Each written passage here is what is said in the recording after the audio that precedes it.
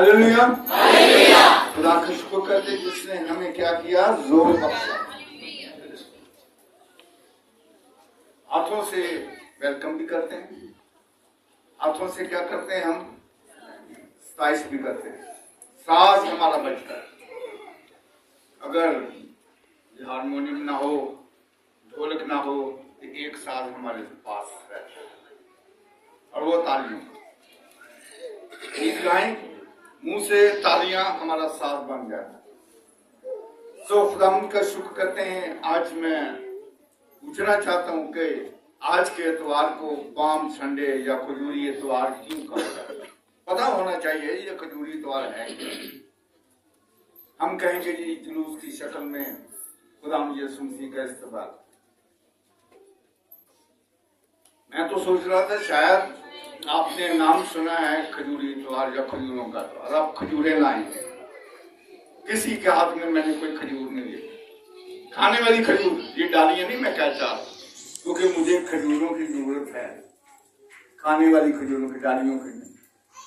ये मैंने क्यों कहा, एक दुनियावी सोच के था, लेकिन हम उस याद को ताजा कर रहे हैं जो खुदावंद यीशु मसीह को लोग क्या समझ बैठे थे, बादशाह आ रहा है। शुरू से लोग चाहते थे कि हमारे ऊपर कोई बादशाह मुकर्रर हो। पहले बादशाह कौन था, कौन हुकूमत करता था, कौन बताता था, कौन चलाता था, शुरू में नहीं पता। खुदा था जो लोगों को गाइड करता, तुम इस तरह करो, इस तरह के काम करो। ये बाइबल की बात है, बाइबल के अंदर लिखी हुई बात है। इस्राएलियों ने सोचा कि हम पर क्या होना चाहिए, बादशाह होना चाहिए। दुनियावी बादशाह मुकर्रर कर दिया खुदा ने। वो पहला बादशाह कौन था जो खुदा ने मुकर्रर किया, शाऊल था। इस्राएलियों का पहला बादशाह जो मुकर्रर किया, उनकी डिमांड पर, उनके कहने पर कि हमारे ऊपर एक बादशाह आना चाहिए। लेकिन दुनियावी बादशाह मुकर्रर हुआ, आस्ता आस्ता हुकूमतें गिरती गई, बादशाह मुकर्रर होते रहे। सो लिहाजा एक बादशाह जो इस्राएलियों की सोच में, जो पेशनगोई के मुताबिक उनको बताया गया था, और ये ज़करिया नबी की किताब में अभी हमने पढ़ा, सुना हमने, और क्या कहा गया पेशनगोई में, ऐ बिन्नते सिय्योन तू नहायत शादमान हो। सिय्योन की कौम को कहा गया कि खुशी मनाओ। दुख्तरे यरूशलेम, दुख्तर किसे कहते हैं, बेटी को कहते हैं। यरूशलेम की बेटियों, यहां पर मैं बताना चाहता हूं कि शायद वो, हम सोचते हैं कि शायद लड़कियों से, औरतों से ये खुदा मुखातब है, ये नबी मुखातब है। दुख्तर भी पूरी कौम को कहा गया है कि दुख्तरे यरूशलेम, यरूशलेम की कौम, उसमें मर्द भी हैं और औरतें भी शामिल। ये वो पेशनगोई है जिसके मुताल्लिक उस बादशाह की खूबियां बयान की गई।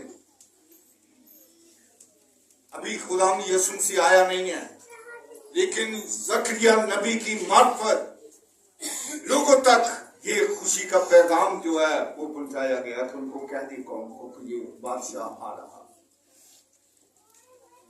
तुमने बहुत सारे बादशाहों के तहत सब कुछ बर्दाश्त किया, खुशहाली भी, दुख भी, लेकिन जो बादशाह तुम्हारे वास्ते आ रहा है उसके मुताल्लिक बयान किया गया कि वो सादिक है और निजात उसके हाथ में है। ये था नारा कि वो सादिक है, यानी वो सच्चा है और निजात यानी मुखलसी रिहाई उसके हाथ में है। ये नारा आने वाले उस बादशाह के मतलब आज नारा लगाकर हम लोगों को पीछे लगाते हैं कि मैं तुमको मकान दूंगा, मैं तुमको रोटी दूंगा और बहुत सारी सहूलतें। लेकिन हमारे उस बादशाह का नारा क्या है? एक तो वो सादिक है, सच्चा। सबसे बड़ी जरूरत आज मुझे और आपको किस बात की जरूरत है? तमाम कौमों को जरूरत है। वो क्या है?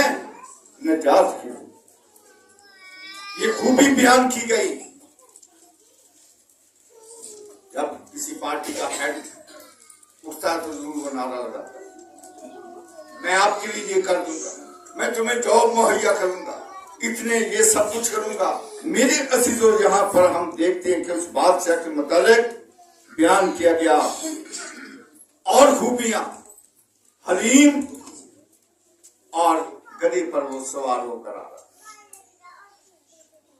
कई दफा मजाक में हमें कहा जाता है वो गला निकालते हैं,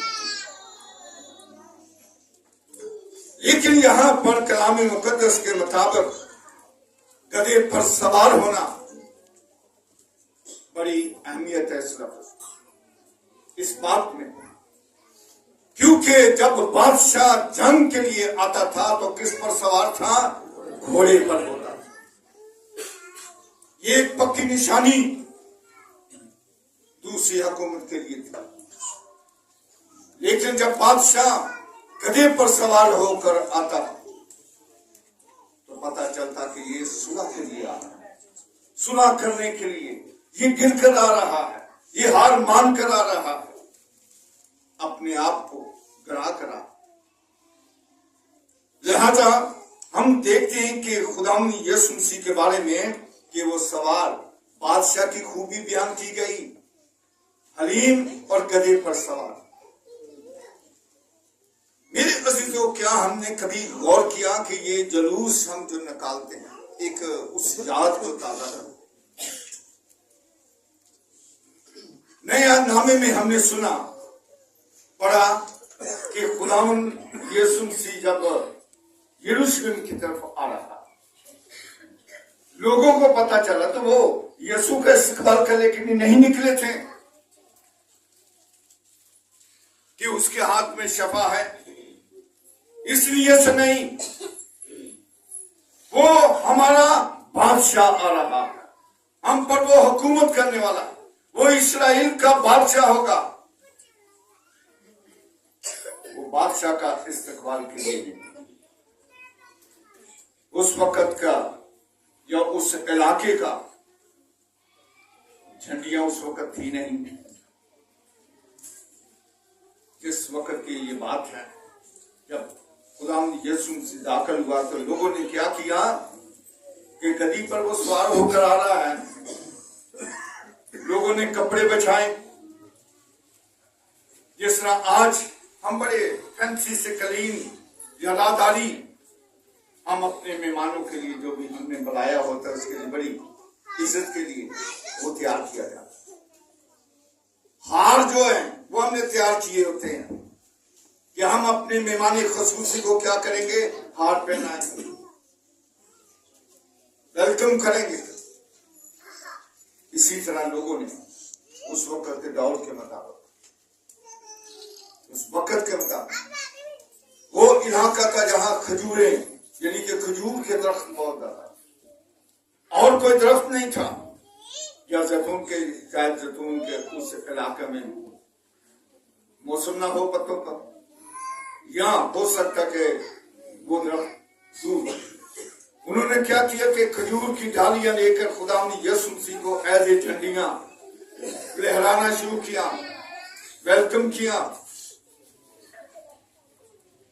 नारा भी लग रहा है, और वो नारा क्या था? आर्मे वाला पर जो खुदावंद के नाम से। मेरे अजीजों, हमने उस याद को ताजा किया एक जुलूस की शक्ल में। खुदावंद यीशु मसीह दरमियान और कुछ लोग पीछे थे, कुछ लोग आगे थे और यीशु दरमियान में आ रहा। बादशाह की सवारी को लेकर आ रहे हैं, नारे गूंज रहे हैं। मेरे अजीजों, लोगों को ये मकसद का नहीं पता कि वो कैसा बादशाह, वो हम पर हुकूमत करने के लिए आया, हमारे कपड़ों का, हमारे खाने पीने का, हमारी गुर्बत का ख्याल रखेगा। मेरे अजीजों, आज हम खुदा का शुक्र कर सकते हैं कि जिस मनजी को हम मानते हैं, जिस पर हमारा ईमान है, इसलिए मानते हैं कि वो शफा देता है, इसलिए मानते हैं कि वो हमारे काम करता है, रुके हुए काम। ये है निजात। उनके ज़हन में एक बात थी कि वो निजात के लिए आ रहा। वो निजात बीमारियों से नहीं समझे थे। वो निजात जो आए दिन यरूशलेम पर बादशाह हमले करते थे, ये बादशाह में बैठाएगा। तीसरा कलामी मुकद्दस में जकरिया में हमने सुना कि वो सुलह का मुस्ताज, वो सुलह कराने के लिए हमारे लिए आ रहा। जंग के मतलब, क्योंकि जंग का जिक्र मैंने बताया कि यरूशलेम पर आए दिन हमले होते थे। यरूशलेम की ईंट से ईंट बच चुकी थी, तबाह हो चुका था, बार बार उसे तमीर किया जाता, बार बार हमलों से वो गिर जाता, तबाह हो जाता। मुझे यहां पर बात आई हज की। हज का जब हम देते हैं, वसीम ने कहा, तो हम परेशान। हम हज का मतलब समझते नहीं है कि हज है क्या। किसी भी उस चीज का दीदार करना, उस मकाम को देखना जो खास जगह, खास मकाम, हम कितनी उस पहाड़ को इज्जत देते हैं। कोई सीना, खुदा का पहाड़, जहां पर करीब ही एक झाड़ी को आग लगी है, लेकिन झाड़ी जलती नहीं है। मूसा को आवाज क्या आई कि ये जगह पाक है, अपना जूता उतार। मेरे अजीजों, वो मकाम पर आज भी पाबंदी है, उस वक्त भी पाबंदी कि कोई पहाड़ पर पैर लेकर चढ़ नहीं सकता, या जूती पहाड़ समेत उधर जा नहीं सकता। और ना ही आज भी तो करीबन 3 मील आपको उस पहाड़ से दूर रहना पड़ता है। कोई पैरा नहीं है, लोग नहीं खड़े, कुदरती तौर पर आप पहाड़ से दूर रहेंगे। मेरे से तो ये बातें सीखने की हैं और हैं मौजूद, खुदा के जलाल की बातें। तो हज, यरूशलेम हमारे खुदावन का शहर है, जिसके हज करना देखना है, वो है। हम बात को समझते नहीं। वो ये मजाक में होगी बात, ये लफ्ज क्या क्या दिया। बहुत सारे अल्फाज हमारी बाइबल में मौजूद हैं जो हम समझते कि ये तो कुरान मजीद में लिखा है। क्यों बाइबल में लिखा है, अल्लाह का लफ्ज बाइबल में लिखा है, रू अल्लाह, हमें सिर्फ पता होना। अब मैंने मेरे को बात करनी छोड़ दी है, नहीं तो मजाक में मैं अक्सर कहता अल्हम्दुलिल्लाह आलमीन रब्बुल आलमीन बरकाते हो, लोगों ने हंसना शुरू कर दिया। जब उसके मीनिंग आपको आ जाएंगे, मतलब आ जाएंगे, फिर समझ जाएंगे कि ये गलत बात है। जो भी लफ्ज हम खुदावंद के घर से सीखते हैं, उसके मायने होते हैं, उसके मतलब होते हैं, हमारी जिंदगी को तब्दील करने के लिए होता है। आइएगा जरा हम देखते हैं कि जब खुदावंद यीशु से दाखिल हैकल में जाना था और अभी रास्ते में है, जब रश होता है तो स्पीड स्लो होती है। आज गाड़ियां तो है नहीं कि प्रोटोकॉल मिले सार्जेंट आगे आगे और पीछे हट जाओ। पैदल सफर, भीड़ इतनी थी, जैसा मैंने बयान किया कि खुदा सेंटर में है, आगे भी भीड़ है, पीछे भी भीड़ है, और नारे लगा रहे हैं, घोषणा के नारे लगा रहे हैं। मेरे जिद्दों मुखालफत होती है शुरू से। बहुत सारे लोग जो आलम शरा के बड़े आलम अपने आप को समझते थे कि हमारे जैसा कलाम को जानता नहीं है, और वो लोग जिन्होंने हर रोज यीशु को देखा, लेकिन आज के दिन क्या है, जब यीशु में जा रहा, नारे लग रहे हैं, एक जुलूस है एक बहुत बड़ा, तो लोग क्या पूछते हैं कि ये क्या, ये कौन जा रहा है। कलाम में बयान करता कि पूरे शहर में हलचल मच गई। हलचल क्यों मचती है? जब मुसीबत आती है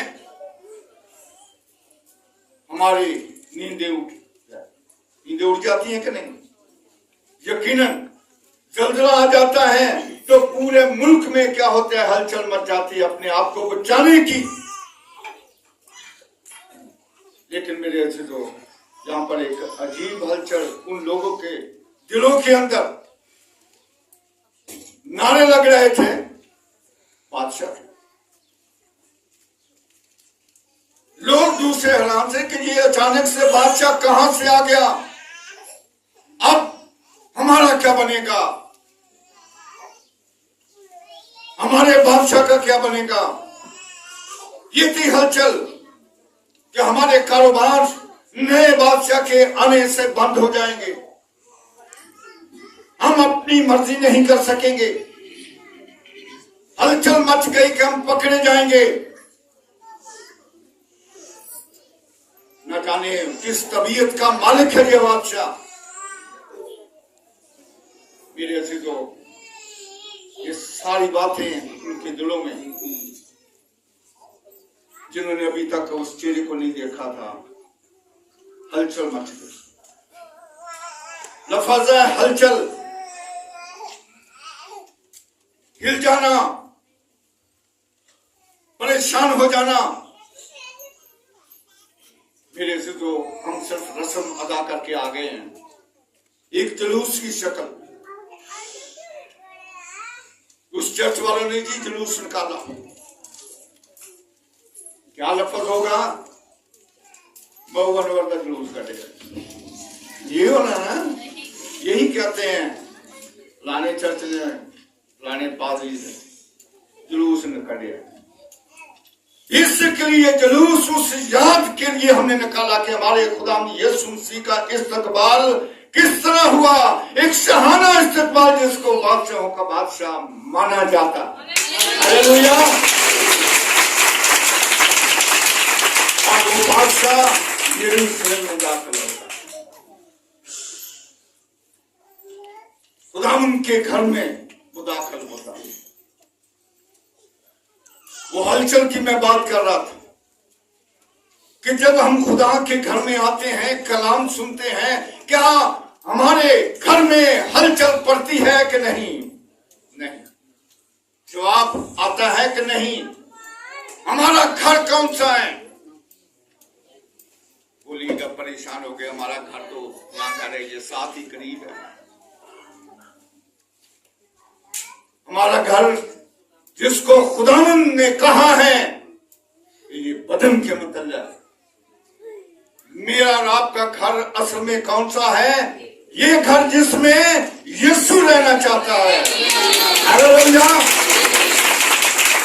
हम अपने घरों में देखते हैं, मेरी बीवी है, मेरी बेटियां, मेरे बच्चे हैं मेरे साथ, ये मेरा घर है। लेकिन उस घर में कमी किस बात की है? यीशु ने। जिसकी जरूरत है, जिसका नारा लगाकर हमने उसे कबूल किया कि वो निजात देने आ रहा, उसको आज हम जगह नहीं देते। और आज वो मकाम है कि हम अपने घर में जिस तरह खुदाम यीशु मसीह ने अपने बदन को कहा कि मैं इस मुकद्दस को 3 दिन में ढाकर खड़ा कर दूं, अपनी मौत के मुताबिक और जिंदा होने के मुताबिक बयान किया। मेरे अजीजों, आइएगा उस बादशाह को दिल से कबूल करें जो सच्चा है, उसकी बातों में सच्चाई है, और जो सच्चाई वो कर दिखाता है कि सच क्या है। यीशु मसीह ने झूठ का साथ नहीं दिया, हम झूठ का साथ देते हैं। हम सच्चाई को पसंद नहीं करते, बच्चे से लेकर बड़े तक झूठ बोलते हैं, चाहे वो मामूली झूठ हो चाहे बड़ा। अक्सर हम दरवाजा खटखटाया जाता है, कौन है, फलाना है, उसको कह दें तो हफ्ता नहीं है आपको, ये झूठ नहीं तो क्या है। हम इसे मामूली सा झूठ समझते हैं जिससे हम मिलना नहीं चाहते। फोन पर चाहे मैं घर में बैठ रहा हूं, मैं गुजरा लगी हूं, ऐसे झूठ हम। लेकिन हमारा खुदावंद यीशु मसीह वो सच्चा बयान किया गया कि वो सादिक है, उसके मुंह से सच्चाई ही निकली। आए हम अपने दिलों में आज के कलाम को लेकर हलचल मचा दें, और वो हलचल किसको है? इब्लीस को होनी चाहिए कि वो मेरे दिल से निकल जाए। जो बुरी बातें, बुरी सोचें, बुरा काम करता है, उसके लिए कि मेरा यीशु मेरे अंदर आ गया है, उसके लिए क्या वो जाए, हलचल पड़ जाएगी। शैतान को कि मैं अब भागूंगा, यहाँ गिरजे से भागूंगा, इन जिस्मों से भाग जाऊंगा, फिर हमें क्या मिलती है? निजात मिलती, जो यीशु का मकसद था इस दुनिया में आने का। आज उस दिन को हम याद करते हैं कि यीशु आ गया, उसका इस्तकबाल किया एज ए बादशाह। तो आइए हम उस बादशाह को कबूल करें अपने दिलों में, इस दिल के घर में उसको जगह देके आए यीशु आ, ताकि इब्लीस के दिल में एक हलचल मच जाए और वो वहां से ठिकाना ले जाए। हालेलुया। खुदा हम सबको बरकत दे।